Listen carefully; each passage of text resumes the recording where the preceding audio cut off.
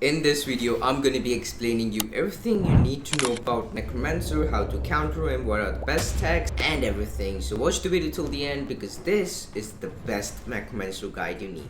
As I start talking about Necromancer, at the moment, you can get Necromancer through Summon Rift. Get him, you will have to fight people with Necromancer maybe who pay to win. So in order to fight them, I would recommend you to check out my Onsalught guide. Watch the video till the end because I will be telling you how to counter Necromancer. Let's start off with understanding the Necromancer.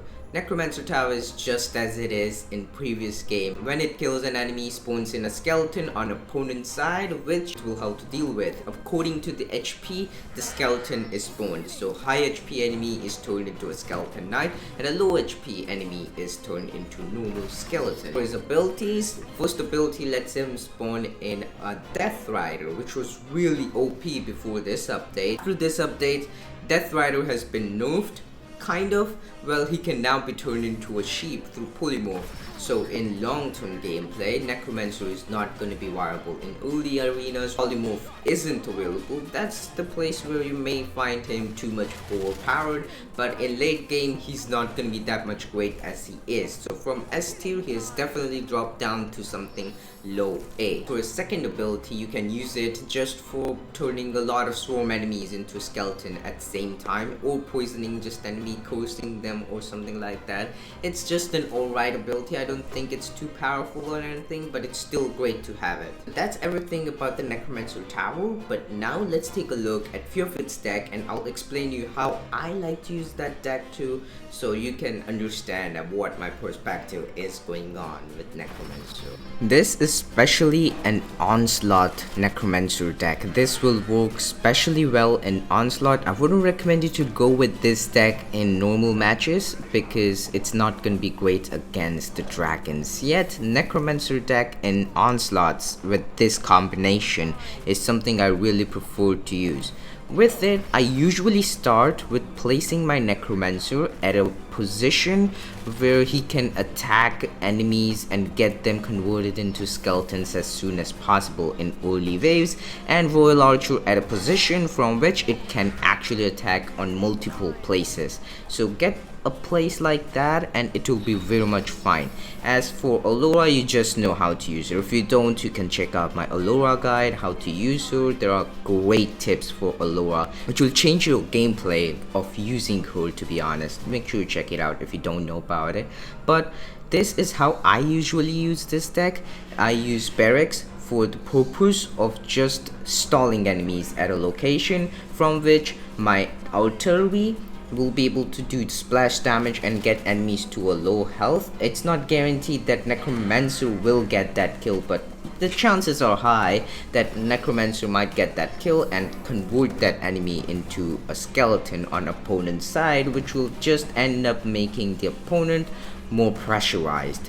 You don't need to make many Necromancer tower. All you need is at max 3 Necromancer towers on Onslaught maps, usually in front side and 1 at the middle part. So that's how I like to use Necromancer. Don't spam them. Try to upgrade 1 to a max level and then try to get Death Riders in. But always know that if your opponent is using something like Archmage, be ready to deal with it. Or just don't spawn in Death Riders. Instead, just go on with the other ability and start focusing on upgrading other towers. Because if you know that person is able to counter your Death Rider and use it against you, you would rather need to just avoid using it.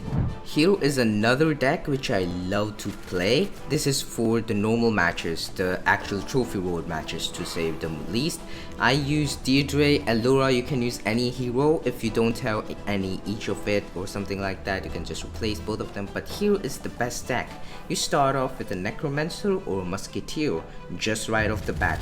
Necromancer is just gonna be there just for you to get as much skeletons as possible in early waves. If you think your opponent has a lack of artillery or something like that, you can just overwhelm him in early waves. But if not, and if you see your opponent having a dragon, you can use Deirdre or get a Musketeer as soon as possible. Try to upgrade it, try overwhelming your opponent, but always remember the things I already mentioned. It's upon you and your opponent, because if he has something which counters you, you may want to avoid using it. It depends on the opponent's deck too. This is a multiplayer game, so really cannot confirm what's gonna happen next. Based on this deck, you need to use Dorp to just get the splash damage done, Necromancer to convert enemies into more skeletons, and Musketeer to just sabotage your opponent. As for Barbarians, you can just use them as a tank source for your Deirdre or Allura depending on the opponent.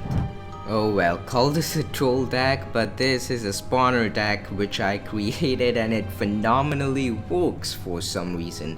The only way this can be possibly hard countered, Ice Cold. Anything else than that is just fine to fight against, because you start off with the Necromancer and your Allura is just microed everywhere on the map to get rid of the enemies which you really don't want. Polymorph to just polymorph things out of the way and kill the annoying enemies like smashers or possibly ambushers too. Get rid of those enemies. Try your best to upgrade your Necromancer at a spot where you think it's gonna be good for it, for a mage tower or something like so. So just try to get a Necromancer to max level as soon as possible, and while you're doing that, always also notice that what your opponent is throwing at you. If he's throwing something like a dragon against you, you may want to start upgrading your Hunter Outpost.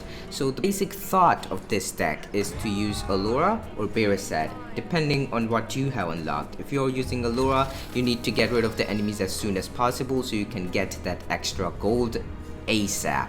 And as for Beresad, just try to deal as much damage as possible. You're gonna get gold by itself, but more than that, the gold percentage is what you need over here. The more faster gold you get, the faster you'll be able to annoy or overwhelm your opponent. Because the thing is, you can just now get yourself a Death Rider as soon as possible. And now here's the thing. When you're using a Frost Giant against your opponent, here is a personal tip: never try to put a Frost Giant and a Death Rider at the same place. What I mean by that is, if a Death Rider is spawned in, don't spawn in a Frost Giant right after it. Activate the ability right after it.